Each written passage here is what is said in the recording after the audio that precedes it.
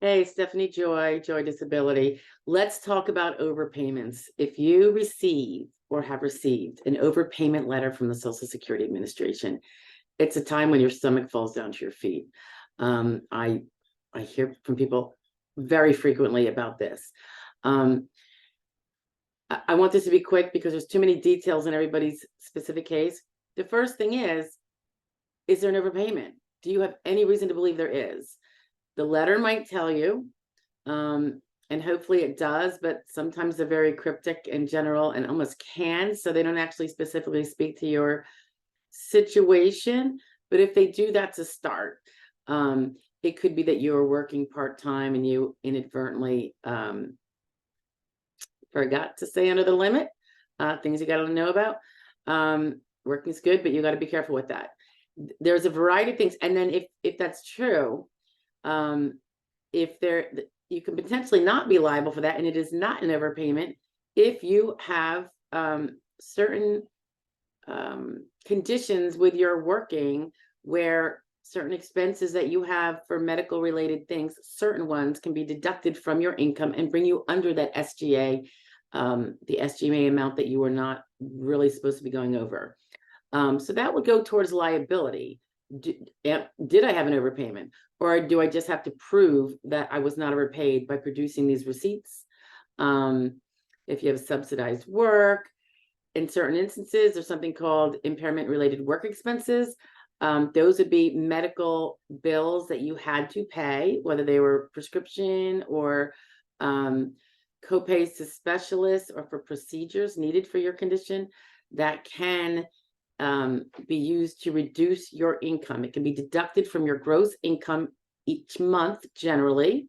There are situations where it can be averaged to bring down that income you had, and you can prove that you were not SGA. That's a liability, right? That's kind of ideal. If you can't do that, if you determine that, oh my God, I really did blow it, I either hadn't, ignorance was no excuse for not following the law, and you're stuck with an overpayment, you're going to have to always read your letters really carefully. They're going to give you oftentimes deadlines of when you have to respond if you want this to stay open and not a shut case. So there's two things. There is a request for a waiver, and there is a request for a payment plan. And I don't know that they are mutually exclusive. I would think you'd want to do the waiver first. And if that fails, then a request for a payment plan. So look into both those options and the timing, and always read your letter in full to see if there's a deadline about appealing or requesting a waiver, anything like that. It might be where you can say, no, continue my payments until this appeal, I have appealed until that's resolved. You might only have 10 days, not the 60 days to appeal, or in some instances, I think I've heard about 30 days. And I don't know what specifically that involves, but always look at your deadline, your request to continue benefits while you appeal an overpayment, and that's because you don't believe in the liability. That's really short window. I mean, sometimes by the time you get the letter, it is already past you. So this is a little bit unfair. But what I would say was, you get that letter, you see anything from SSA, you open it up in the car. If you're still in the car, just pull over and be safe. Read it. Look if there's a deadline about your appealing and about being able to continue the current payments you're receiving on your ongoing claim while the appeal is pending, and they're determining if you really were overpaid now that you're appealing. That, I think, is a 10-day window most of the time. I would drive my tuchus down to the local Social Security office, and I would ask for that request to continue benefits in person. You might have to put it on a piece of paper. I would hand deliver that. I mean, unless you're going to overnight it for $50 from UPS or FedEx, I would get it there, because with mail being the way it is, you are not likely going to be having that letter telling you about the overpayment close in time to the date on the letter. And you can really easily reach your 10-day opportunity to continue benefits. Okay, so that's one thing. If you are not fighting liability, or you've already lost the liability fight, the appeal finished, you owe it, whatever, there's waiver and there is payment plans. Waiver is tougher. Generally speaking, it is my understanding that it will only be granted if there is no fault on your part and hardship. Hardship is not, I can't pay my BMW payment. It might be, I can't pay my rent. And assuming you're not, $6,000 a month on Fifth Ave, or maybe I'm being probably underestimating the price. It's for basic shelter. They're not going to let that fly. When we have less income, we have to move. We do what we have to do. So when I talk about hardship, I'm talking about basic survival needs: food, water, basic shelter, not fancy shelter. And if you have a spouse, it's going to be more difficult because they are obviously financially responsible. It's kind of like a commingled dual responsibility we have with our spouses, one of the obligations of marriage. So hardship may not work so well for more well-to-do individuals, or even middle-to-do individuals. It might be more for the lower income, someone on SSI, for instance, or a very low Social Security disability amount or retirement amount. But still worth noting, because it doesn't necessarily hurt to try. So don't necessarily make a presumption that you can't do it. Waiver, no fault, and that usually means bad fault, and hardship. The more likely scenario for many people is going to be a payment plan. It might also be possible, I should say, to settle a liability. If you have a big chunk of money, you can always try to negotiate a settlement of that liability. May or may not work, but then you'll be paying a big, a chunk of sorts in exchange for compromising it out. But aside from that is the payment plan.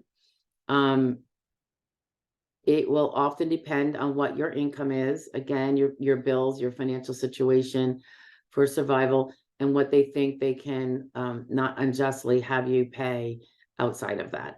So they're generally going to want to know your financial condition. I see people have payment plans. They're not necessarily reduced in time that must be divided up amongst 2 years or 5 years. I've seen payment plans where if the person is really low income, it might be, now this is a few years back, but it was like $20 a month to pay back. And they're never going to pay it back. I mean, they'd have to live to like 140. But because their income was so low, and they would now be on the streets if they had to pay more, they were allowed to pay the $20 a month, which was just taken out of their current benefit, so they could still continue their benefit while paying back the overpayment. And, I hear some people say, well, why are they even making me pay? It's obviously never all going to be paid off. Well, that's not necessarily the decision, the end all be all. You're paying part of it back. Remember, you got what you weren't owed. So, you kind of have to maybe look with a little gratitude when you are given a very reasonable payment plan that you can handle, even if it means you're never going to pay it off. It's much better than, should they double it so you can pay it off? I mean, is that what you would prefer? So I would be happy to have a low payment plan on a undisputed overpayment. Now, disputing that you don't like the law that created the overpayment, the law that you violated that created the overpayment, that's not the kind of dispute I'm talking about. Again, we're going back to liability. It's where their facts are mistaken. You didn't make too much money because you have deductions that you can subtract from that to show them that.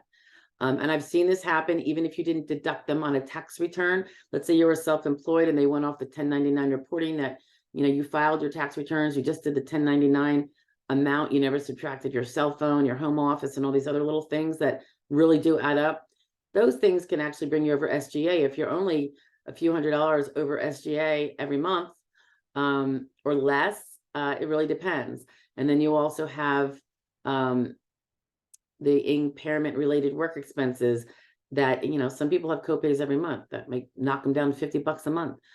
So for those that have teetered over the SGA amount, and that's where they have the overpayment, those deductions that one can take, and you need to read up on those, are really, really helpful.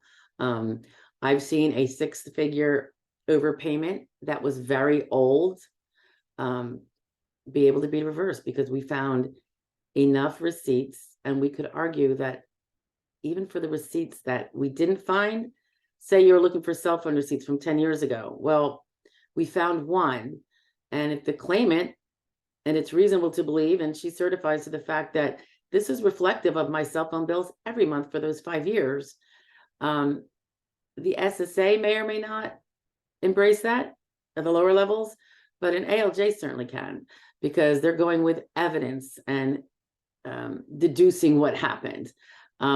So be ready to do that. I mean, ideally, you're doing that all along, so you never find yourself in this jam. You always have your evidence behind you and saved. I mean, with digital saving of things now, have a couple different backups. Click of a button, you saved it. It can be worth, so much time, effort, and money later to have done that. Okay. But again, liability fight, waiver, and payment plan. Those are your 3 options. So anyway, go to it. Hopefully you don't get an overpayment. I have some videos on how to not get an overpayment by staying on top of your business. And hopefully you'll get to see those too. All right. Have a great day. Bye.